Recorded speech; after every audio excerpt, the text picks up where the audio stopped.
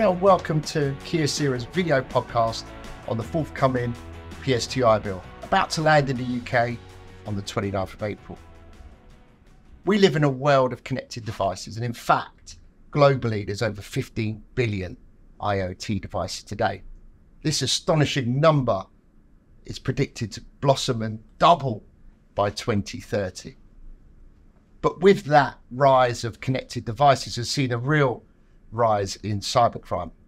And from 21 to 2022 alone, there was a 38% increase of cybercrime. So this legislation is long overdue, and we're here today to talk about it.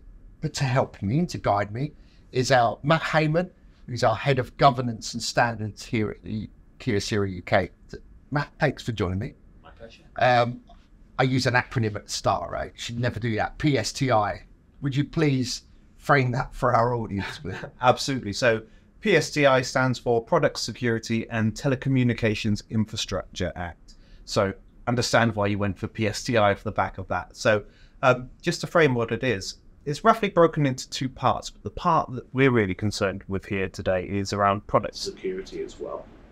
And whilst it is a consumer-based regulation, by that we mean it's meant to protect the everyday consumer, it also has business-to-business connotations as well. So it's important that we have people considering both factors as part of it as well.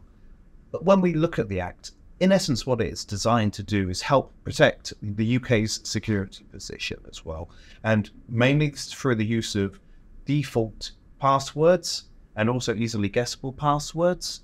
And so, just for clarity, sort of the admin sort of password. Absolutely, you're quite right. So the use of admin passwords, use of things like IP addresses and MAC addresses as the standard password for devices, they'll be prohibited moving forward as well. Clear. And there are additional requirements which also help support the consumer about dedicated dates for support of updates, firmware and patching, for example, as well. And this is incredibly important, as I mentioned, because security infrastructure is very much like a chain where you're only as strong as the weakest link as well. And having devices that have standard credentials like this presents a vulnerability which can be attacked. And in 2022, we saw at least 2.3 cyber attacks on businesses. 2.3 million in excess of.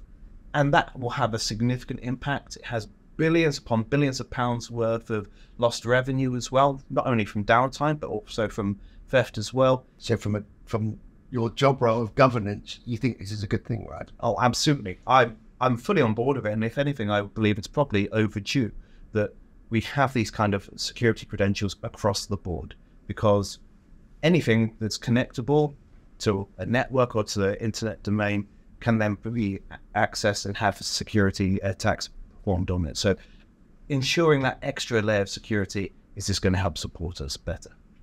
Thank you. So I think that's made it really clear what the bill is. So as Kia Series, it affects us. Absolutely. So, for those on the podcast, we're talking today about printers and copiers, absolutely, which will be known for. But it doesn't just cover them because it's a consumer bill, right? Absolutely.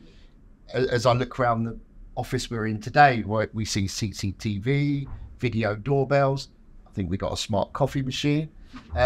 So if it's a consumer purchase, most of our product would end up in an office, right? In a business. Absolutely. So how can a consumer legislation overlap our traditional business user? Absolutely. That's a really important question to ask, because you're quite right. This is focusing on the consumer, maybe focusing primarily on the domestic use of these devices. But if we think about the scale of the devices we use, how they are commonly used in both a commercial and domestic setting as well, we need to feasibly assess what is applicable to the consumer, but also protect the potential business use as well. So, for example, when we're looking at our devices, the printers and scanners you've called out, we've assessed the position and have established a solid foundation that we will focus on every single A4 device, which could feasibly be used by a consumer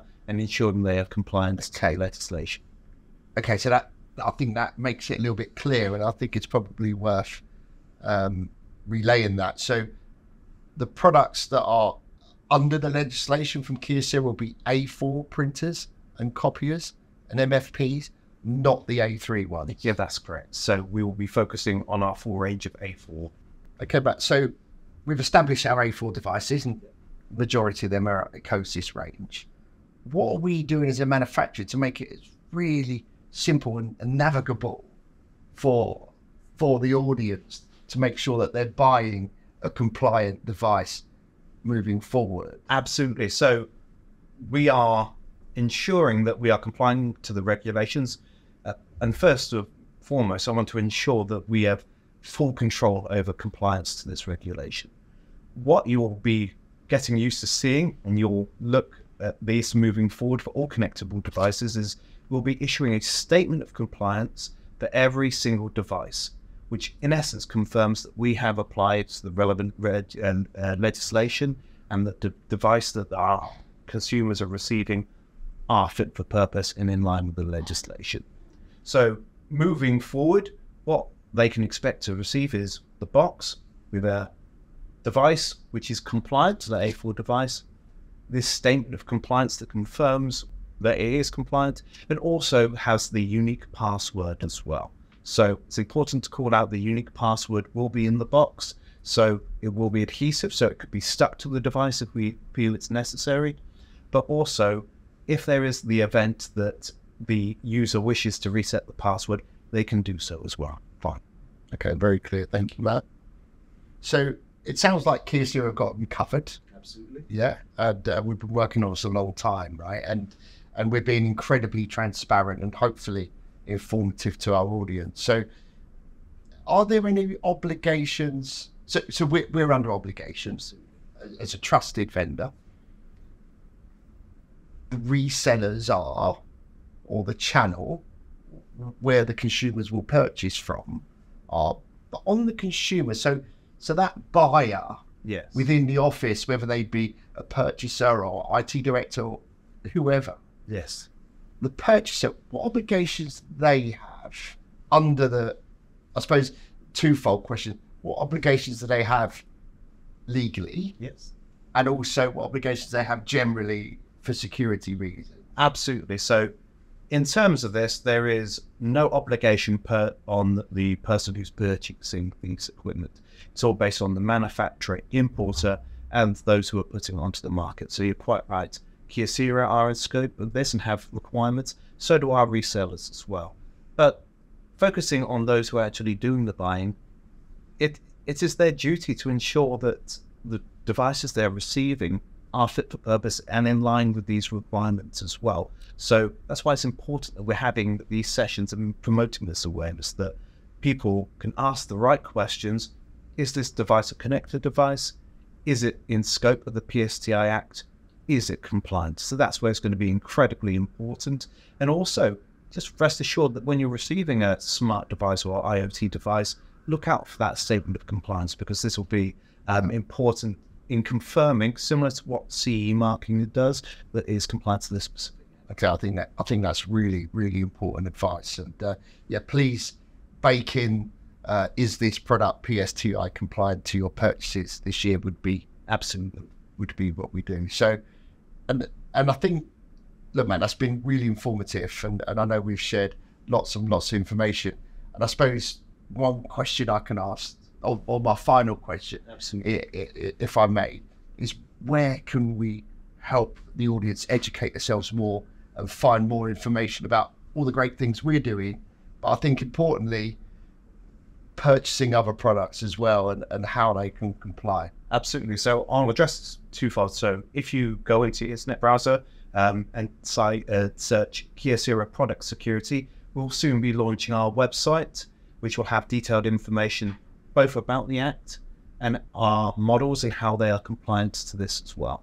So you'll have that resource which is available to you as well. But I'd also encourage people, go and educate themselves. Go on the government website.